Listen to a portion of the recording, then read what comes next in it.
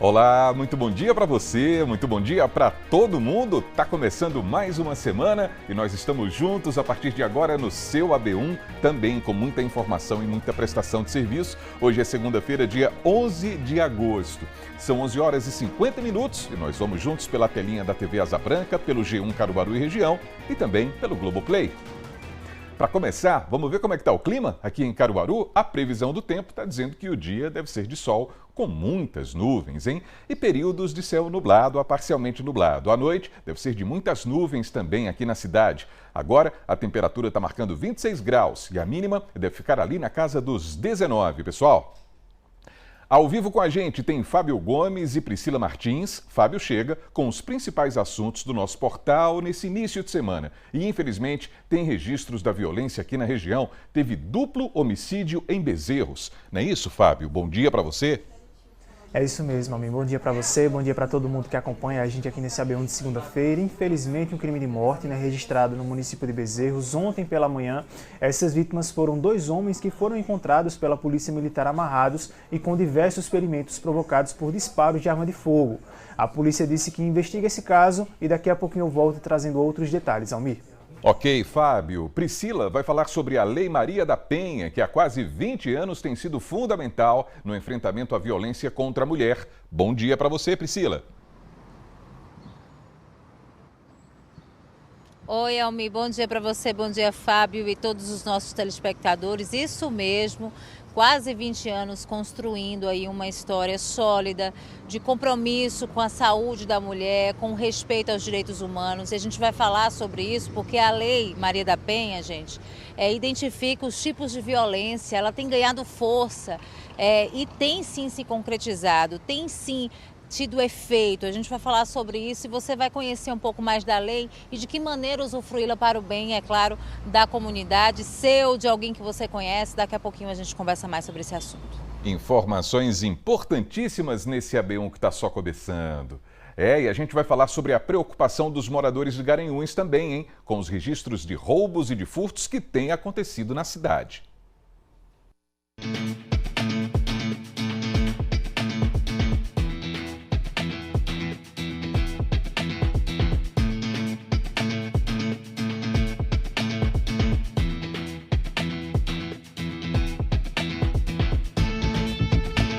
Na hora de fazer a venda da caixinha de som, fomos procurar ela na loja, ela estava em um local específico e não identificamos mais na loja. Foi onde solicitamos as imagens da câmera e foi quando localizamos o furto.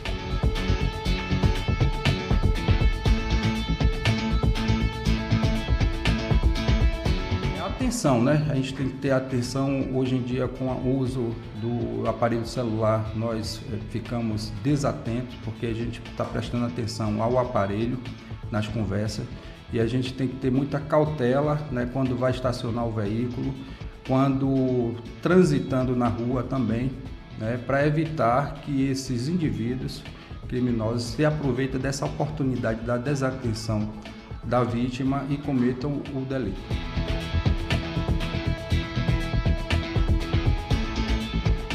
Então, Leonardo Costa e Gessé Ascioli também estão com a gente ao vivo. Leonardo vai mostrar essa situação em Garanhuns na área de segurança pública. Afinal, as pessoas ficam preocupadas com roubos e furtos. Não é isso, Leonardo? Bom dia para você. Oi, Almi, bom dia para você, bom dia para todo mundo que está acompanhando o AB1 de hoje. Olha só, a população fica preocupada porque sente na pele, né? Eu preparei uma reportagem com casos específicos em uma loja e também em uma moça que estava chegando em casa aí com seu carro e teve esse carro levado.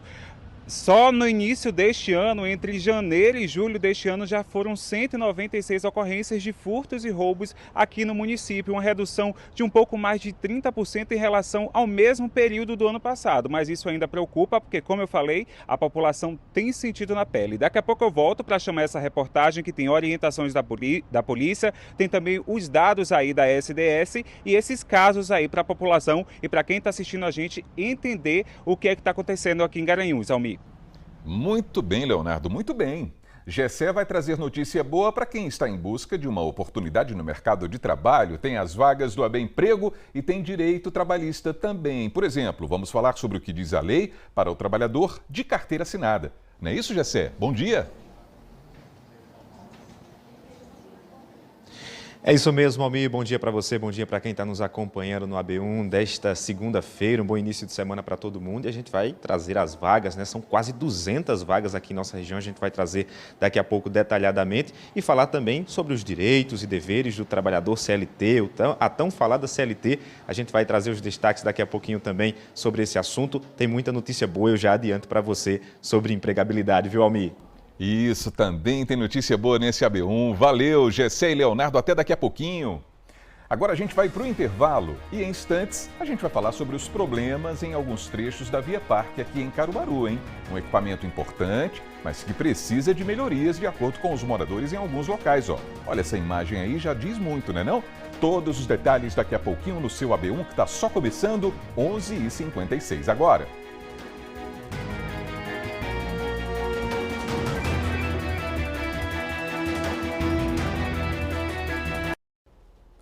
AB1 de volta para você, agora 11h58, hein? Vamos falar sobre Garanhuns, porque os casos de roubo têm provocado uma sensação de insegurança na cidade. Esse ano, pessoal, de janeiro a julho, foram registrados mais de 190 casos desse tipo de crime.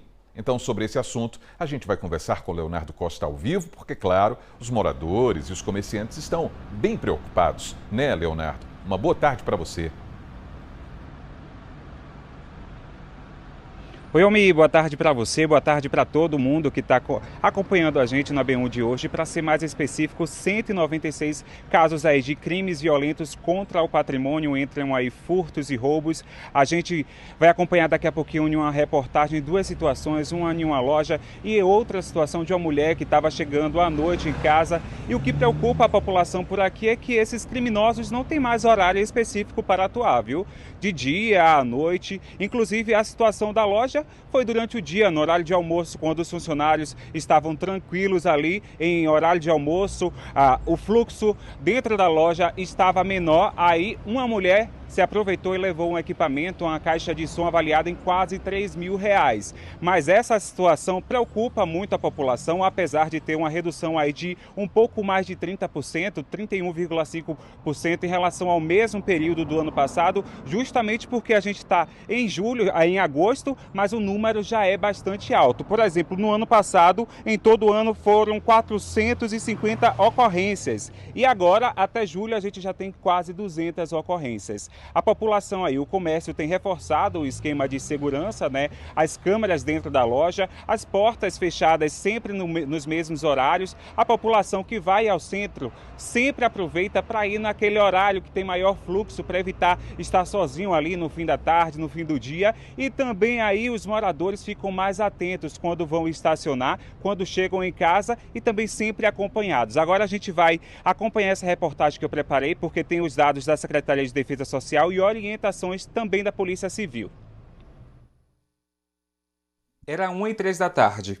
Boa parte dos funcionários da loja de móveis e eletrodomésticos no centro de Garanhuns estava no horário de almoço. Uma mulher, muito bem vestida, entrou, disfarçou e levou uma caixa de som avaliada em quase R$3.000. Os funcionários só perceberam o desaparecimento do produto mais tarde, quando tentaram vender o modelo que já não estava mais na prateleira. Na hora de fazer a venda da caixinha de som, fomos procurar ela na loja, ela estava em um local específico e não identificamos mais na loja. Foi onde solicitamos as imagens da câmera e foi quando localizamos o furto. Daí começamos a compartilhar as imagens para poder pedir ajuda aí para localizar a moça, que provavelmente a mesma já tinha ido à loja, ter visto o movimento da loja para depois efetuar o furto. Na mesma semana, bem perto dali, outra ocorrência chamou a atenção. Uma mulher foi vítima de assalto à mão armada no bairro Magano. As câmeras de segurança registraram o momento em que ela chegava em casa. Ao tentar estacionar a picape, um carro parou ao lado e 2 homens abordaram a vítima. O veículo foi levado e abandonado na cidade vizinha Caetés. Um homem foi preso em flagrante pela Polícia Civil. Os 2 casos já estão contabilizados nas estatísticas da Secretaria de Defesa Social. Apesar da redução de 31,5% nos crimes violentos contra o patrimônio em Garanhuns, entre janeiro e julho deste ano foram anotadas 196 ocorrências contra 286 no mesmo período de 2024. Mesmo com a queda nos números, muitos vendedores dizem que a sensação de insegurança ainda faz parte do dia a dia. No comércio, o alerta segue ligado. É muito caso acontecendo nessa situação assim, e a gente não vê nenhuma segurança. O delegado de Garanhuns destaca que é fundamental manter a atenção no dia a dia. É a atenção, né? A gente tem que ter atenção hoje em dia com o uso do aparelho celular. Nós ficamos desatentos porque a gente está prestando atenção ao aparelho nas conversas e a gente tem que ter muita cautela, né, quando vai estacionar o veículo, quando transitando na rua também, né, para evitar que esses indivíduos criminosos se aproveitem dessa oportunidade da desatenção da vítima e cometam o delito. O delegado reforça que o boletim de ocorrência é indispensável, pois ajuda a polícia a identificar padrões de criminalidade e direcionar as ações de combate. Todas as vítimas devem registrar a ocorrência para poder a polícia e os órgãos de segurança terem a concentração para saber a localidade, a área, para ser dispensada aí uma maior atenção nesse tipo de crime e nessa localidade, né? Então, com certeza, as vítimas elas devem comparecer à delegacia para fazer o registro dessa ocorrência e a gente da Polícia Civil tomar as providências, né? Que é a instauração do procedimento, a apuração e a devida responsabilização dos autores. Mesmo aí com os números indicando melhora, o ideal sempre é manter a atenção e sempre buscar a Polícia Civil e a Polícia Militar. O número da Polícia Militar a gente já sabe, conhece, mas vou reforçar que é o 190. Eu lembro também que no ano passado inteiro foram 450 casos aqui em Garanhuns. Então toda atenção é necessária e encontrar a polícia também, reforçar, sempre chamar a polícia para que eles ajam nessas áreas que ocorre mais criminalidade e também possam aí evitar mais crimes constantes como esses.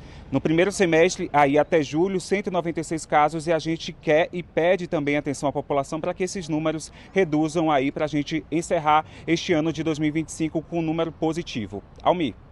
É isso, e com as pessoas tendo mais sensação de segurança nas ruas, nas lojas de Garanhuns, não é isso, Leonardo? Essas imagens aí, de fato, chamam muita atenção, não é? Preocupam. A gente está vendo a hora, o relógio ali, pouco mais de 1 da tarde. Você vê a loja praticamente vazia nesse instante, não é? Mas está lá o objeto, ó. Está vendo ali aquele aparelho de som? A mulher foi lá, pegou e é enorme esse aparelho de som. Ela cobre ali depois, ó.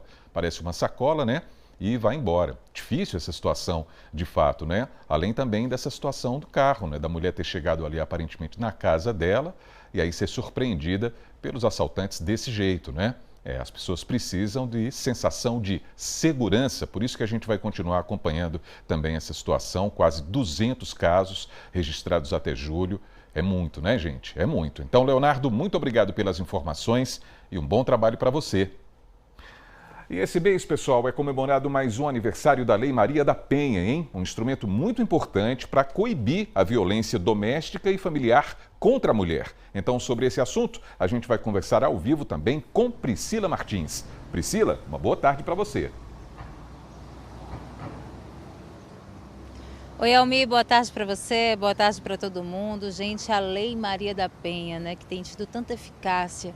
O que seria das mulheres que já conseguiram auxílio por meio dessa lei se ela não existisse? Então aí quase 20 anos, 19 anos, né, criada em 2006 e que tem feito tanta diferença. A gente está aqui com a advogada Daniela Medeiros, que vai falar um pouquinho desta lei, né, desde a implementação até o momento atual, como ela tem crescido, né, e se fortalecido na sociedade. Boa tarde, Daniela. Boa tarde a todos que nos acompanham. Trata-se de uma legislação das mais importantes em termos de proteção dos direitos das mulheres. Agora, foi uma legislação que foi inspirada em um caso real de violência. a Maria da Penha, que foi vitimada pelo seu, até então, marido.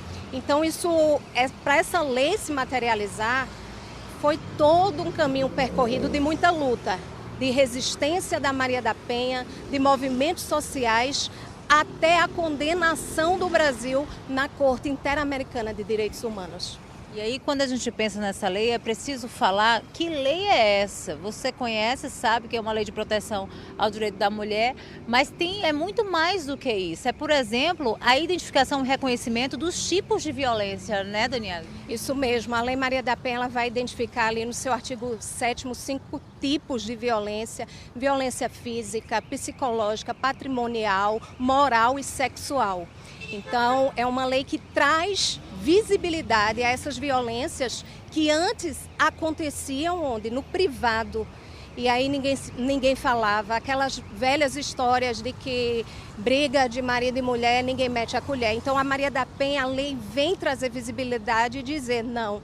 No privado, agora vai sair do privado e vai para o público, para que haja todo um comprometimento do Estado e de nós enquanto sociedade. E essa história de que ninguém mete a colher é exatamente porque existem mulheres que elas não conseguem associar o que estão vivendo a um ato de violência. Então, nem elas se reconhecem nesse ciclo de violência. Então, é importante falar, inclusive agora aqui na nossa audiência, que as mulheres, muitas delas, estão passando por violência, por exemplo, patrimonial, por exemplo, psicológica, mas não identificam como violência. Mas aí você que está assistindo o AB1 agora, você que tem acesso a essa informação, é um componente importante para poder levar esse conhecimento para todas as mulheres, não é isso, Daniela? Isso mesmo. A importância da Lei Maria da Penha é trazer visibilidade a essas violências. E ainda há um caminho muito longo a ser percorrido, porque justamente a gente está falando de uma mulher que está sendo vitimada no seio familiar.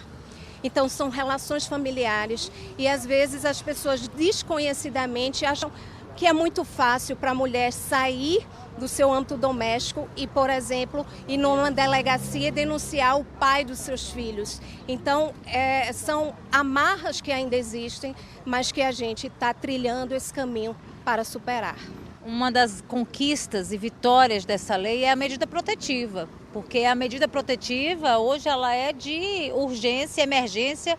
Em menos de 24 horas, a mulher que consegue chegar a esse acolhimento todo, que inclusive existe um bom acolhimento aqui em Caruaru, já consegue em menos de 24 horas receber essa medida protetiva, né? Excelente você ter trazido a questão da medida protetiva.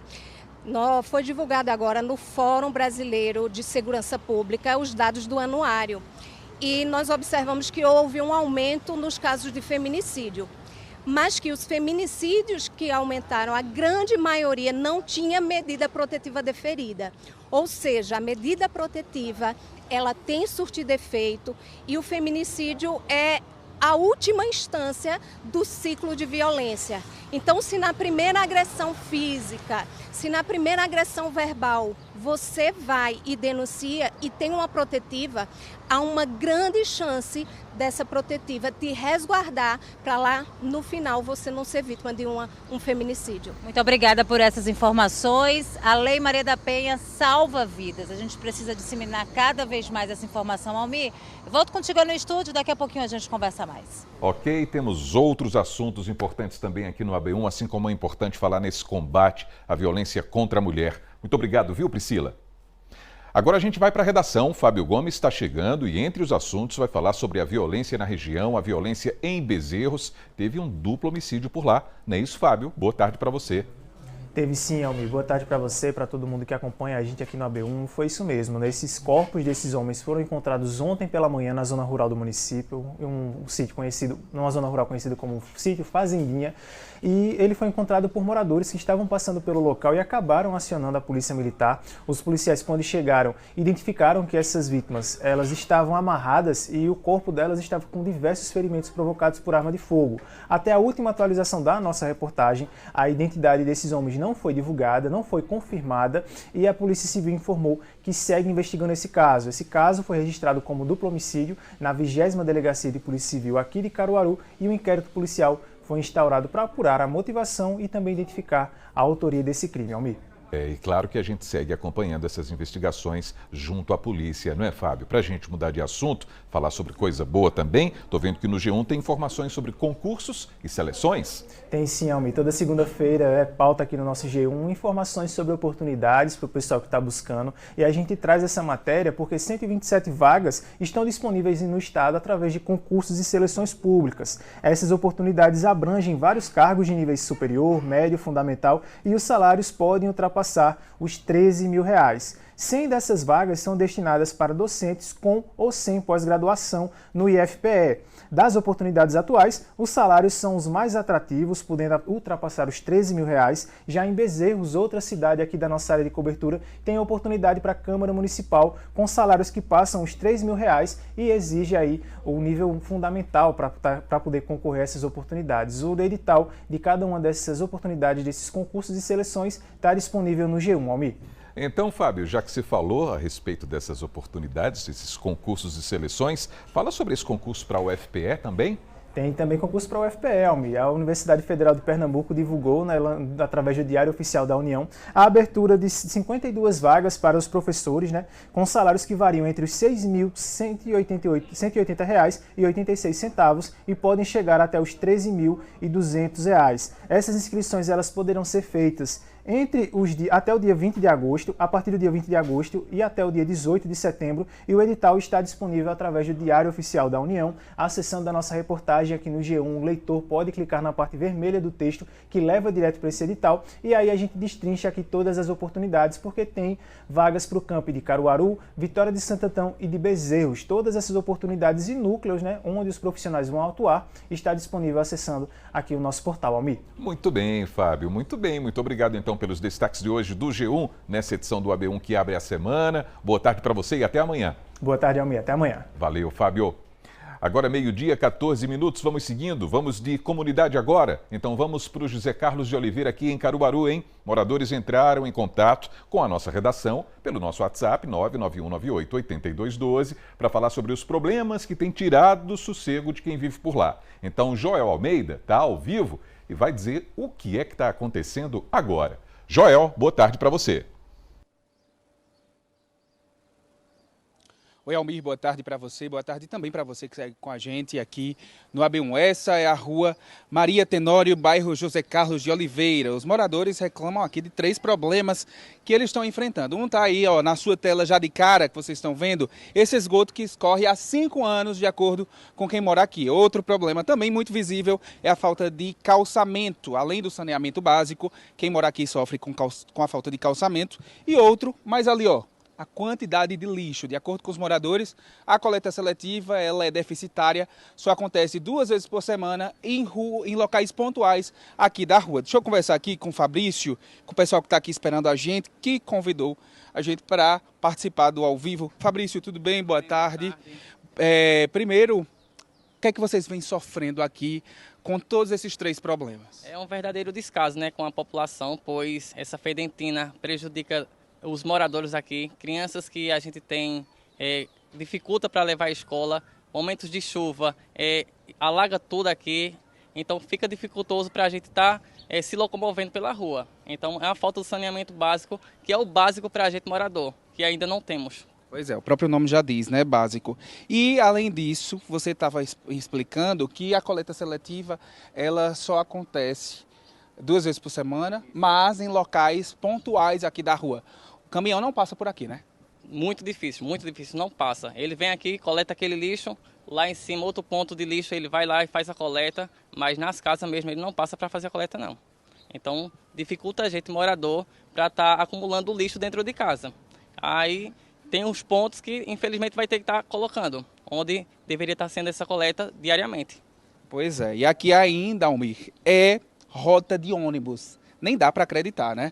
Tudo bem? Boa tarde. Como é seu nome? Gidean. Gidean, a senhora mora aqui há quanto tempo? Aqui já faz uns 5 meses, só aqui, né? Mas só que é como o rapaz que falou, né? Como é que tá, né? Aqui, hoje de manhã chamei o Uber para ir resolver umas coisas no centro, mas não pôde passar por aqui. Teve que ir pela rua de trás. Então fica ruim pra gente. Então eu peço que vocês façam alguma coisa pela gente, que não é fácil. Ou seja, a senhora teve que mudar o percurso, saltar em outro lugar, Sim. mesmo pagando aplicativo, não é isso? Com certeza, mesmo pagando aplicativo. Pois é, muito obrigado, viu, pelas informações. Olha só, a gente procurou as secretarias responsáveis, tanto pela coleta seletiva, quanto a CIURB, que é responsável assim pela localidade. E olha só, eles disseram o seguinte, você vai acompanhar aí na tela. A Secretaria de Infraestrutura Urbana e Obras, a CIURB, informa que, em relação à Rua Maria Tenório, no José Carlos de Oliveira, já existe projeto para a execução da pavimentação. As obras serão incluídas no cronograma futuro de ações com aplicabilidade tão logo os recursos financeiros estejam disponíveis. A Secretaria de Serviços Públicos, que é responsável pela coleta de lixo, também enviou uma nota para a nossa redação dizendo o seguinte, que nesta rua, no José Carlos de Oliveira, é realizada às segundas, quartas e sextas-feiras essa retirada do lixo durante o dia. Para manter o bairro limpo e evitar acúmulo de resíduos nas vias, é fundamental que a população siga os dias e horários da coleta seletiva. Portanto, são as duas notas enviadas à nossa redação, a redação da TV Asa Branca. O que é que a gente percebe? É que chama a atenção também outra coisa, Almir. Chama a atenção o descaso e o modo como o poder público trata a população mais afastada do centro, desses bairros que concentram mais a riqueza. Essa aqui é a realidade dos moradores do José Carlos de Oliveira. É isso, é muito difícil a gente imaginar como é que o pessoal daqui mora, convive com esse esgoto há 5 anos, com o lixo sendo recolhido também dessa forma. Almir. Joel, muito obrigado pelas informações. A gente também agradece aos moradores do José Carlos de Oliveira, né, pelo WhatsApp, entraram em contato com a gente pegou o carro link para ir até lá para mostrar esses problemas e cobrar uma solução. E é claro que a gente vai seguir acompanhando. Joel, muito obrigado pelas informações. E olha, a gente segue com outras reclamações da comunidade no Momento WhatsApp, hein? Quem mandou o vídeo pra gente foi o Ricardo Limeira. Ele disse que tem vazamento de água limpa no loteamento Morada Verde, aqui em Caruaru. E a gente vai dar uma olhada agora. Aqui no bairro Morada Verde, ó, faz mais de 3 meses que tá assim, derramando água aqui. Pra aí. A Compesa não vem ajeitar. Rua Francisco Abimar de Carvalho. É isso aí, ó, desperdício registrado, né? A gente recebe aqui, sempre fica muito triste com esse tipo de situação, porque a água limpa indo embora. O Ricardo Limeira, preocupado também, fez esse vídeo para mandar para a gente, ó. A gente entrou em contato com a Compesa, viu, Ricardo? E eles disseram que até amanhã uma equipe será enviada aí à Rua Francisco Abimar de Carvalho para acabar com esse problema. A gente vai ficar aqui torcendo para que essa equipe compareça e resolva essa situação. Muito obrigado pelo envio do vídeo, viu, Ricardo? E você também pode participar mandando o seu vídeo para o nosso WhatsApp 99198-8212. E amanhã é dia do Minha Comunidade. Você lembra daqueles problemas na estrutura da ponte Irmã Jerônima aqui em Caruaru? Lembra? Pois bem, a gente vai voltar lá para saber se alguma coisa mudou. Quem mora ou passa na cidade já ouviu falar nela. Esta é a ponte Irmã Jerônima entre os bairros Riachão e Indianópolis. O Minha Comunidade nesta terça-feira vai mostrar os problemas estruturais desta obra que tem causado medo a quem anda por aqui. Esta é a terceira vez que vamos cobrar melhorias para o equipamento. A cobrança será nesta terça-feira, às 11h45, no seu AB1.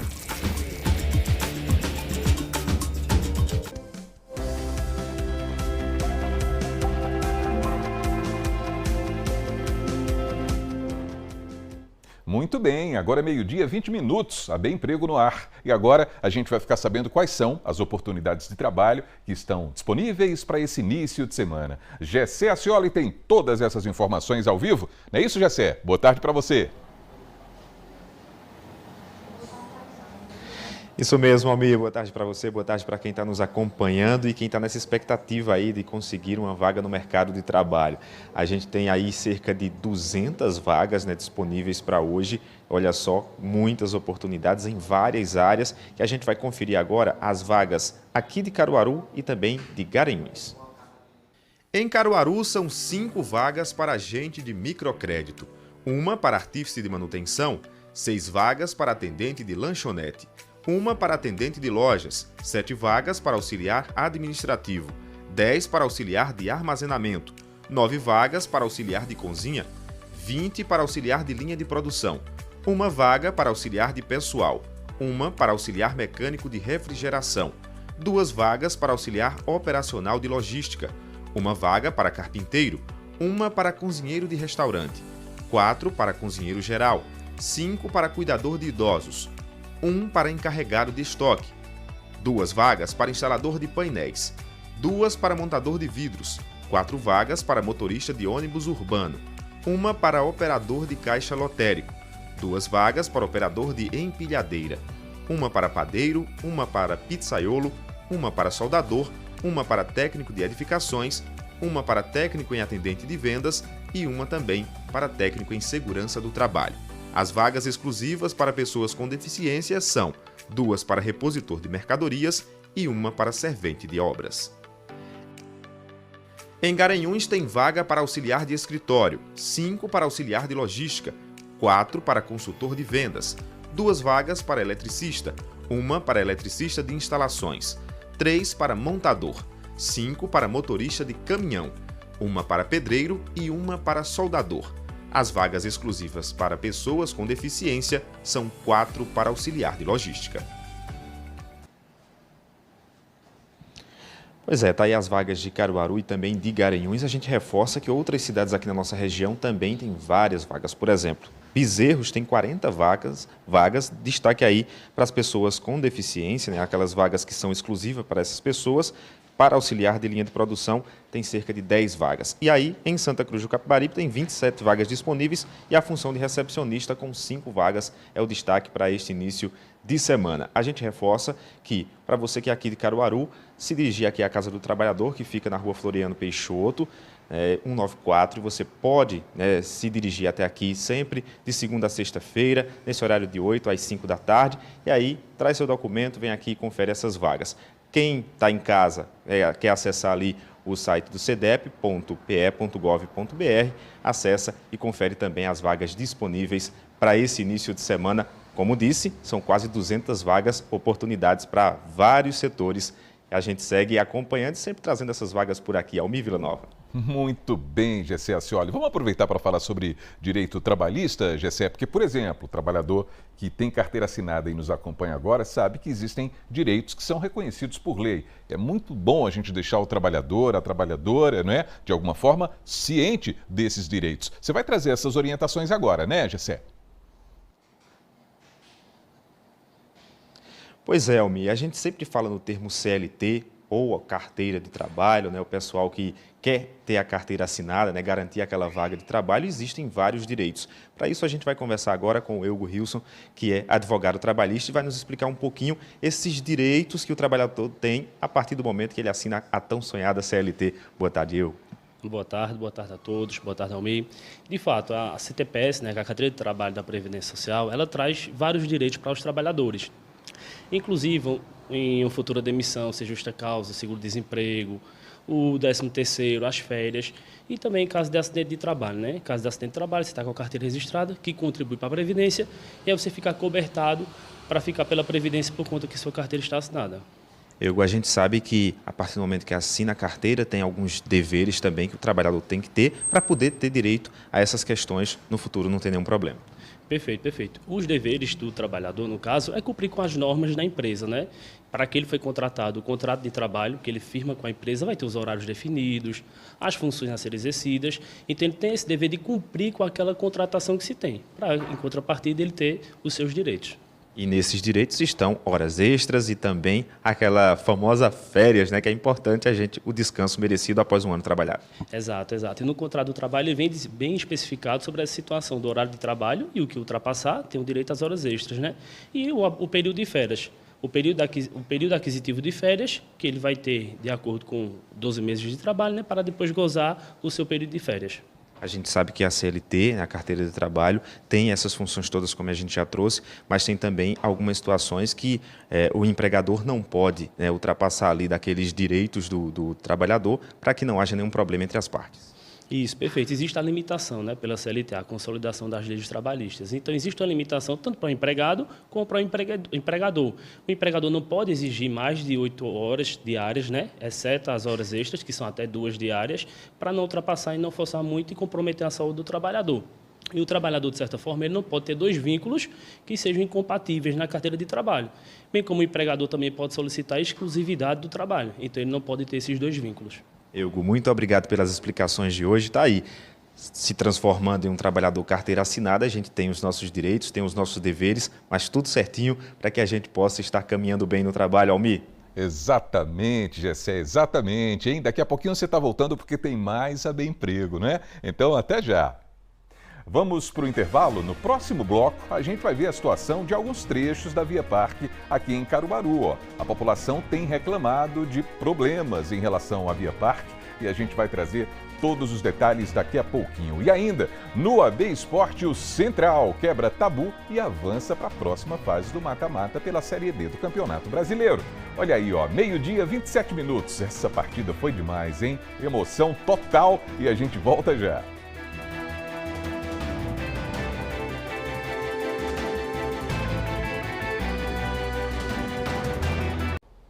O seu AB1 está de volta, meio-dia, 29 minutos, e o assunto agora é a situação de alguns trechos da Via Parque aqui em Caruaru. Por quê? Porque tem gente reclamando de alguns trechos desse espaço importante para o dia a dia, para a prática de exercícios físicos também. A Via Parque é bem extensa e Priscila Martins deu uma circulada por ela também, né? A Priscila está voltando aqui ao vivo para falar justamente a respeito da Via Parque. Aliás, você está no pedaço dela, só que aí no centro da cidade, né, Priscila?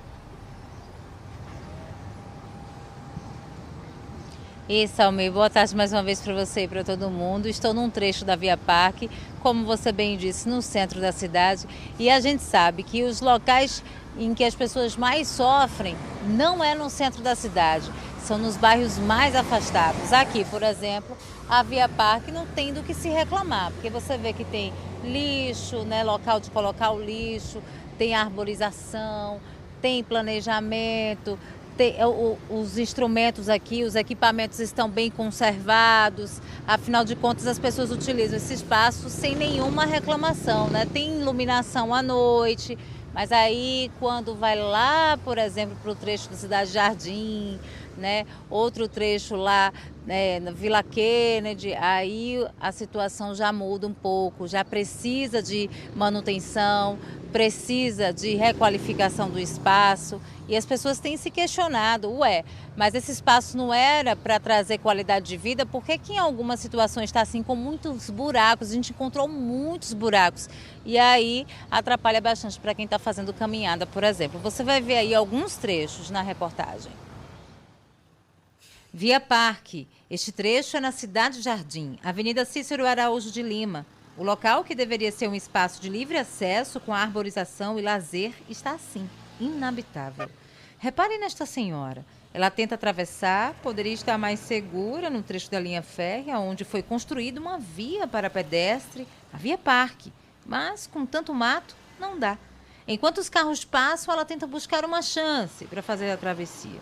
Quando ela acha que vai conseguir, lá vem um caminhão. Aí ela volta, entra no mato e só depois consegue atravessar. Ufa! Sem espaço, sem segurança, sem parque, sem diversão. Olha, essa Via Parque aqui já faz... Eu acho que já faz mais de uns 3 a 4 meses que está desse jeito aqui. Aí o que a gente vê só é esse mato aqui. Até lá perto da funerária para cá, é desse jeito. É cheio de mato. E aí a pessoa diz que é Via Parque. A Via Parque, eu não sei se isso é Via Parque não. Isso aqui se chama Via Mato, porque isso é um descaso com os pobres. Seu Antônio está desanimado, sente na pele o abandono do espaço que ele e toda a comunidade poderiam usufruir. E quando chega tempo de política, aí todo mundo aparece, aperta na mão da pessoa. Agora que quando passa, aí faz o serviço pela metade e deixa aqui desse jeito. Ninguém usufrui mais do espaço como deveria, porque não tem condições. E depois, até do outro lado, um monte de lixo todo dia, os carros passam, toca fogo ali. Aí o povo fica se reclamando aqui, né? Aí, pronto, tá desse jeito, abandonado, né? Aqui tá um abandono sério mesmo. E assim segue. Não é difícil encontrar trechos da via que estejam acabados pelo tempo. Veja só esse banquinho no meio do matagal.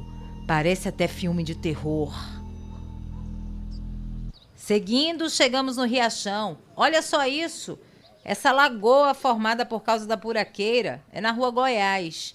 Impossível olhar para este cenário e imaginar que um dia os planos aqui eram outros. Era que as pessoas tivessem mais qualidade de vida diante de uma área de lazer que não tivesse problemas como esse. Com isso, diminui a quantidade de pessoas que passam pela localidade pela falta de estrutura. A gente vê que nesse trecho aqui da Via Parque da Vila Kennedy está tendo um trabalho de capinação, que deve ser feito em muitos outros trechos que estamos mostrando aqui nessa reportagem. Porque a Via Parque é assim, o projeto foi bacana, a execução na prática também satisfatória, mas sem cuidado e manutenção, ela deixa de ser uma via de acesso para pedestres, ciclistas, de lazer e passa a ser um problema a ser resolvido pelo poder público. A Via Parque foi um dos projetos maiores de meio ambiente e socialização iniciado e concluído na gestão de Raquel Lira, atual governadora. Nos dias atuais, é possível ver muita coisa diferente. E aí a gente pediu respostas para essas situações mostradas na reportagem. Eu vou dizer para você agora as respostas enviadas, pelos departamentos responsáveis. A primeira é da Secretaria de Sustentabilidade e Bem-Estar Animal, que informa que os serviços de capinação já foram iniciados na Rua Goiás, no bairro Riachão. Como o trecho faz parte da Via Parque e é bastante extenso, o serviço está sendo realizado por etapas, dentro do cronograma de manutenção dos parques e praças.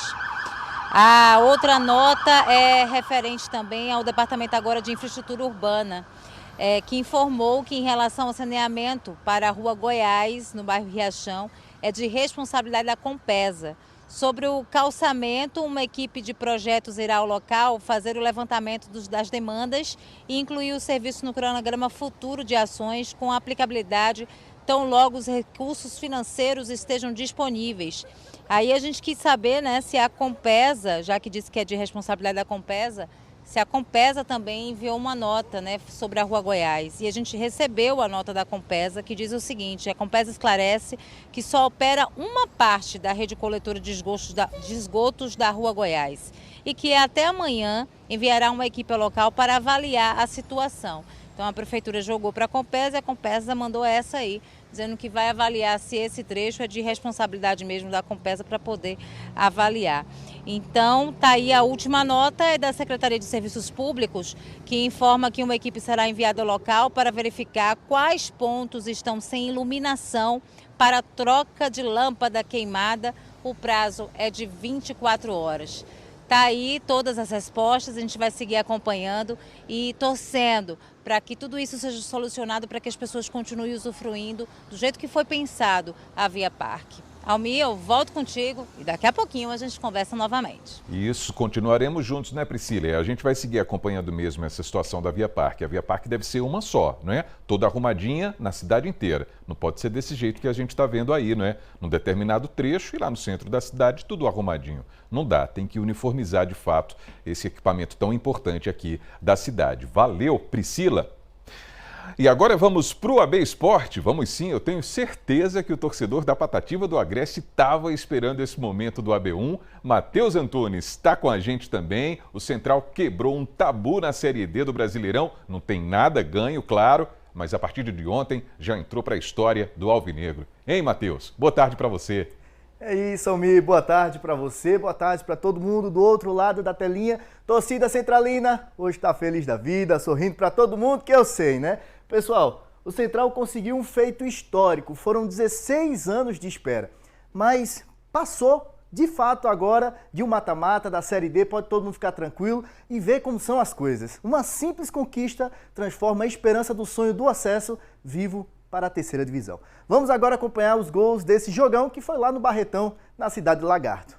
O primeiro gol aconteceu do Felipe, aos 22 minutos do primeiro tempo, após uma bola parada.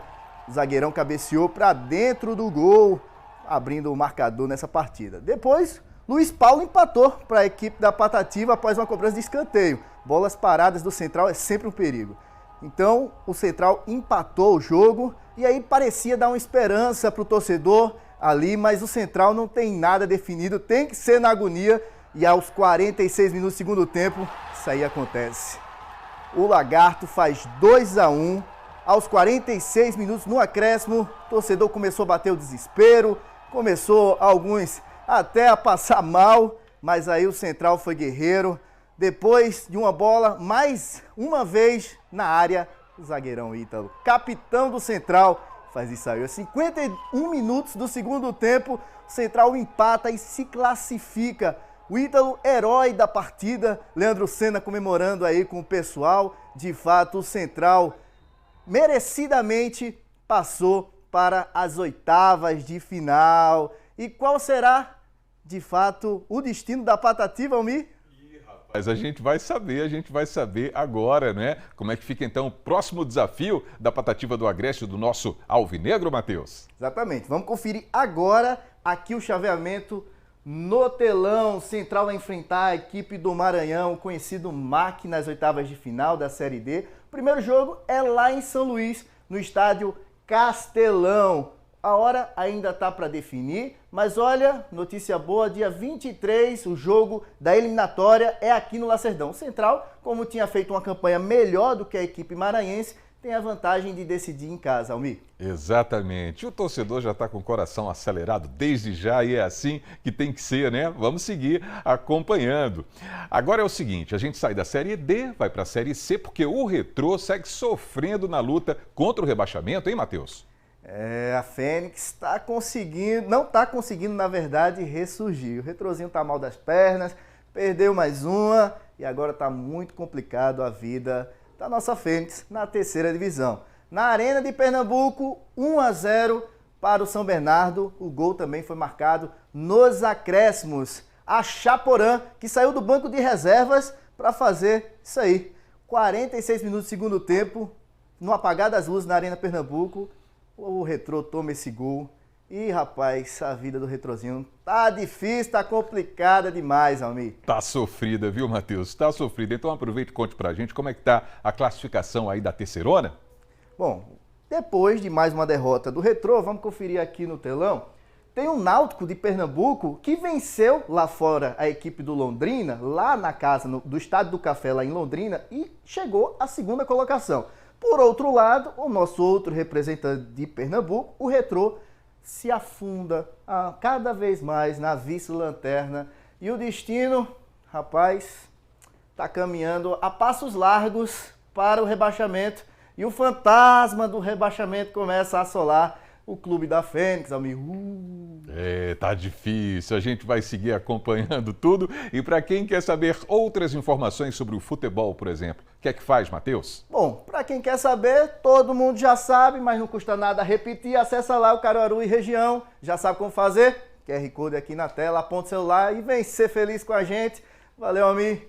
Tá feliz hoje também, né? Eu sei. Boa tarde para você também e um cheiro para todo mundo que tá assistindo. É isso aí. O sorriso não nega, né, Mateuzinho? Valeu. Abraço para você e até amanhã. E a gente vai seguindo aqui com o seu AB1.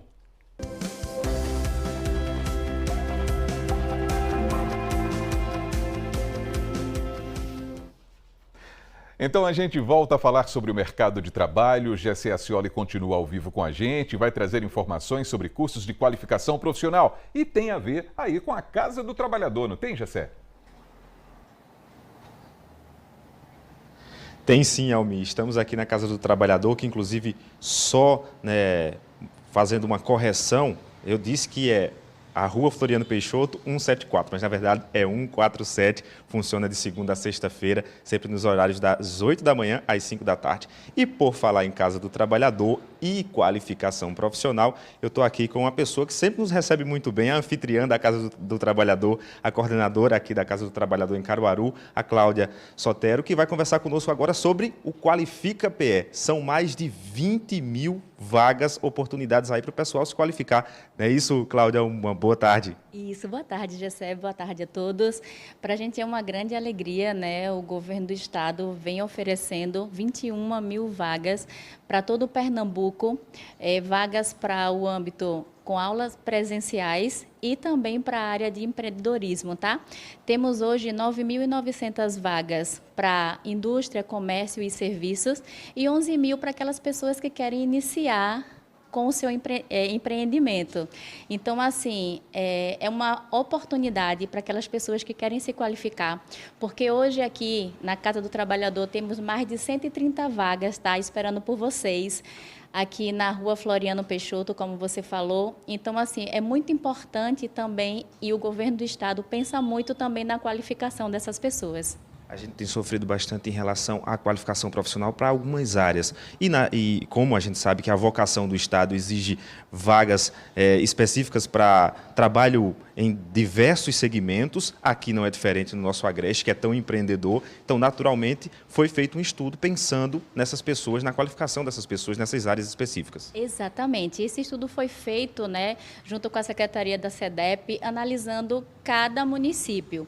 Então, assim, você pode ir lá no nosso site, né, qualifica.cedep.pe.gov.br.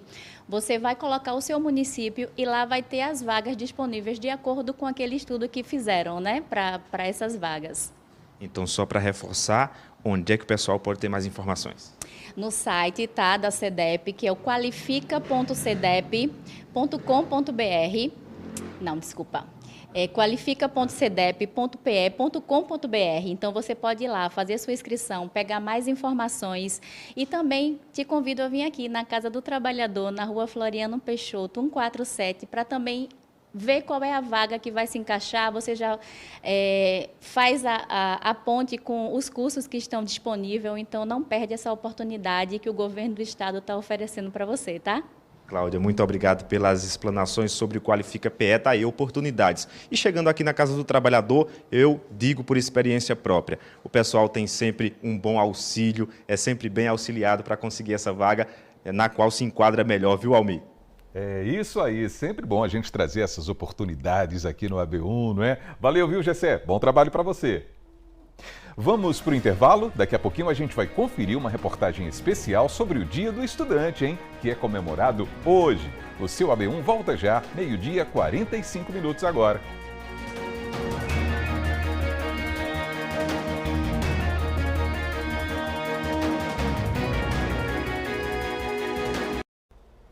Então, o seu AB1 está de volta. Agora é 12h, 48 minutos. Olha só, aqui em Caruaru está sendo realizado um mutirão de retificação e gênero. Essa ação permite que as pessoas atualizem os documentos pessoais de acordo com a identidade de gênero. Então, a gente vai entender melhor esse assunto com a Priscila, que está voltando. Esse procedimento é simples, Priscila? Pois é, Almir, parece ser um procedimento muito simples, né? O mutirão já começou, vai até o dia 14. A gente está aqui com a coordenadora de promoção à diversidade, Stephanie Fantini, que vai... Fachini, né? Fechini, perdão. Que vai explicar para a gente, então, como é que funciona. É fácil fazer esse processo? Como é que o mutirão está atuando? Boa tarde para você. Boa tarde, telespectadores da TV Asa Branca. Assim, o mutirão foi justamente criado para facilitar, porque são, em média, 16 certidões necessárias para fazer esse processo de certificação de nome e gênero no cartório civil, né? Antigamente, as pessoas que tinham interesse de fazer essa retificação tinham que entrar na justiça, mas desde 2018 tem que ir no cartório com essas certidões de protesto, certidões que são outras necessárias e faz a retificação automaticamente. E o mutirão vem auxiliando, a gente já realizou desde 2018 mais de 10 mutirões, a gente já conseguiu em média quase 200 pessoas fazer o processo de retificação de nome e gênero para afirmação do direito de usar seu nome enquanto uma pessoa trans, tanto uma pessoa trans do sexo masculino ou uma trans do gênero feminino, no sentido de afirmar sua identidade, né? Então, quando eu fiz a questão da retificação, fui a primeira mulher trans em Caruaru a fazer, eu fui através do processo jurídico e hoje facilitou, né? Então, esse mutirão vem agregando na questão de reafirmar sua identidade enquanto pessoa trans no município de Caruaru. Então, quando você olha para trás, você percebe que está tendo uma progressão relacionada a promoção desses direitos, né? Hoje, então, pelo que você explicou, está um pouco mais fácil por meio do mutirão. Justamente, é um avanço na política de afirmação de gênero que a sociedade caruaruense, a sociedade pernambucana e o Brasil em si vem realizando, né? Porque sabemos que o Brasil é o país que mais mata pessoas trans no mundo, é um país extremamente transfóbico, né? Que muitas vezes nega esse direito à população, e quando a gente afirma que é o direito de ser quem somos através do nosso nome e do nosso gênero, reconhecendo através de nossa identidade, tudo facilita na questão de uma contratação, na questão do direito, né? Então, uma mulher trans, quando ela faz a retificação de nome e gênero, ela consegue entrar e adentrar em todas as políticas voltadas para a população de mulheres, independente se ser cis ou trans. Então, vamos explicar para o pessoal que está em casa como é que faz para participar desse mutirão, onde é que vai, quem é que pode ir, o que que precisa levar? O mutirão está acontecendo desde a última quinta-feira, dia 7, vai até dia 14, na Avenida das Repúblicas, número 557, no prédio do Centro Integrado de Direitos Humanos, o CIDH. Para fazer a ficha de inscrição tem que estar com identidade, CPF, título de eleitor, comprovante de residência, o registro civil ou registro de casamento. A gente faz essa inscrição, manda para a Defensoria Pública marca uma audiência que é em Recife, a gente encaminha, a gente garante o transporte de ida e volta, e ela fica com a ficha, com sua pastinha, com todas as certidões, vai até o cartório de protesto, o cartório de registro civil, e faz toda a retificação. Em uma semana já está com seu registro para fazer a nova documentação. A documentação permanece o mesmo número do CPF, o mesmo número do RG e o mesmo número do título de eleitor. Só muda a questão do nome, o pronome e o gênero, né? Ok, muito obrigada, viu, por essas informações tão valiosas. Tantas pessoas sofrem com isso porque não conseguem, e o mutirão é uma oportunidade para isso. Salmi, até a próxima. Valeu, viu, Priscila? Até a próxima. Importante falar sobre esse assunto, não é? Respeito, direito, inclusão, enfim. Valeu, viu, Priscila? E hoje é o dia do estudante, pessoal. Como a gente sabe, para aprender não há idade nem tempo definido. Sempre é possível buscar conhecimento, não é assim? Inclusive, existe uma frase atribuída a Nelson Mandela que diz: a educação é a arma mais poderosa que você pode usar para mudar o mundo. Olha que bonito. Então, a gente preparou uma reportagem sobre como os estudos realizam sonhos e também transformam realidades. Vamos ver? A educação faz parte da formação de todas as pessoas e o acesso a ela está previsto em lei, garantindo que todos possam ter acesso e, por consequência, a garantia de escolher no futuro qual caminho profissional deve seguir. Nas salas de aula, os sonhos são transformados em realidade.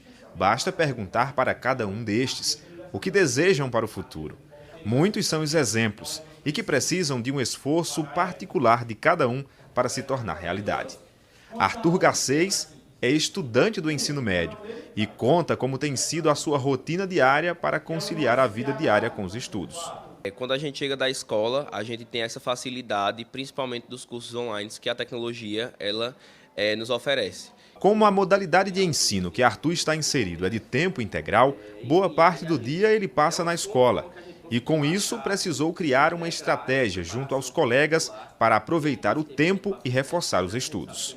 Até porque a gente que é aluno do integral, a gente tem esse tempo muito maior, esse tempo pedagógico muito maior aqui na escola, né?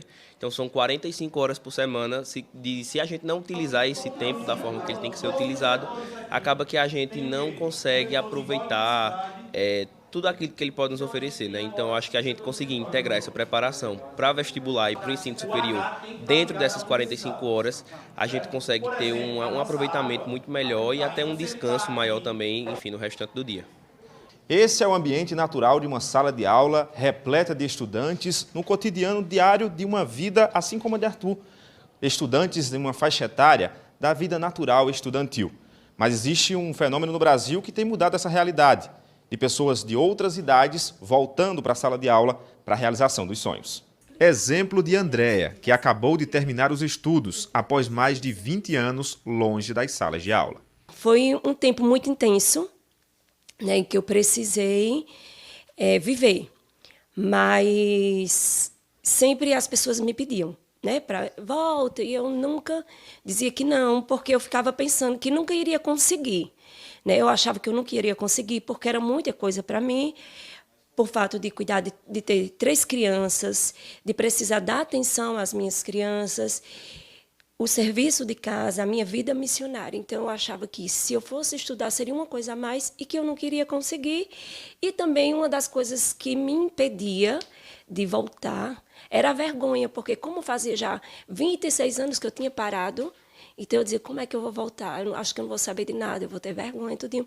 Andréa diz que encontrou muitas dificuldades como barreiras para voltar a estudar, mas recebeu muitos apoios e viu nos filhos a motivação para retomar o sonho de concluir os estudos. Quando as crianças começaram a me pedir ajuda nas tarefas de casa, escolar, eu comecei a encontrar essa dificuldade de ajudar eles, porque como fazia tempo que eu tinha parado de estudar, então muitas coisas eu não lembrava mais. Então, eles foi uma também das minhas maiores motivações para voltar a estudar, para poder ajudar eles, né? Então, não só ajudar eles, mas também como me ajudar, né, a dar esse passo. No Brasil, segundo a pesquisa Juventudes Fora da Escola, da Fundação Roberto Marinho e do Itaú Educação e Trabalho, retrata que dos mais de 9 milhões de jovens fora da escola que não concluíram a educação básica, cerca de 7 milhões ainda têm a intenção de retomar os estudos. Ainda sobre o perfil, o desejo é maior entre as mulheres, com 78%, mas também é alto entre os homens, com 69%. Para a maioria, a vontade é de retornar para o ensino médio técnico, que permite combinar a educação básica com um curso tecnólogo. Pensando em diminuir o problema de estudantes largando os estudos, o governo criou um programa chamado de Busca Ativa, que visa localizar e entender os motivos para que aquele jovem tenha abandonado os estudos. A ideia principal hoje que a gente tem é mostrar ao aluno que ele pode voltar a estudar. Não é procurar chegar só e falar assim, não, vamos voltar para a escola e tudo mais, não. É tentar entender o que ele está precisando, o que a gente precisa trazer para ele se sentir confortável e voltar a estudar. Que muitos alunos têm problema psicológico, têm problema familiar, têm problema em questão financeira. E o meu trabalho hoje na escola é isso, tentar entender e procurar a melhor maneira de trazer essa questão do estudo para ele de volta. Esses são muitos exemplos de que estudar é o caminho para o futuro da sociedade. Os jovens passam por várias etapas socialmente e academicamente importantes. E a escola é a principal delas, onde a gente vai formar não só estudantes capazes de resolver problemas para a sociedade, mas como cidadãos críticos e preparados para atuar no mercado de trabalho e em outras esferas da sociedade, né? Os estudantes, seja aquele que está na sala de aula ou aquele que está retornando depois de um tempo, a certeza é que a educação realiza sonhos. É a sensação de que um futuro muito bom está chegando através da educação. Sou muito grata, né, porque a escola, ela foi um meio, né, que Deus fez despertar em mim para mostrar as minhas capacidades que eu achava que não tinha mais, né, de descobrir que aquilo que eu achava que tinha acabado, que era um sonho, né, foi a escola me ensinou e me ajudou a ver que eu posso conseguir os meus objetivos, os meus sonhos. E como disse certa vez Nelson Mandela, a educação é a arma mais poderosa que você pode usar para mudar o mundo. Que maravilha! E o seu AB1 termina agora. Uma boa tarde para você e até amanhã, se Deus quiser. Valeu, pessoal!